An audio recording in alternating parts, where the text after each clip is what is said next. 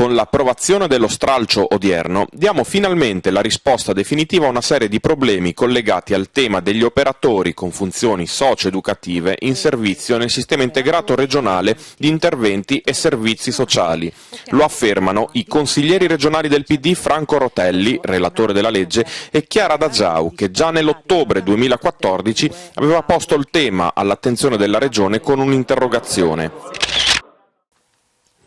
In Friuli Venezia Giulia i detenuti sono 617 a fronte di una capienza di 484 posti. In linea con i dati nazionali, circa il 33% sconta una pena per reati legati alle droghe e i tossicodipendenti superano il 24%. Alla luce di questo sovraffollamento e dell'alta percentuale di reati legati alle dipendenze, la Regione si è fatta promotrice di una revisione del sistema carcerario in vista di un rafforzamento delle alternative al carcere. Lo ha detto la consigliera regionale del PD, Silvana Cremaschi, a margine dell'approvazione del voto alle Camere che impegna il Parlamento e il Governo ad affrontare il problema delle pene detentive in Italia e della definizione delle alternative alla reclusione nell'ottica di una giustizia riparativa.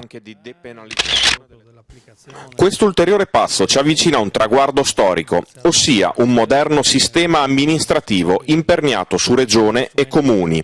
Importante è stato il lavoro del Consiglio regionale che sta accompagnando la riforma sugli enti locali. Lo ha detto il capogruppo del PD, Diego Moretti, commentando l'approvazione al Senato per la seconda volta del disegno di legge costituzionale che modifica lo statuto speciale della regione Friuli Venezia Giulia.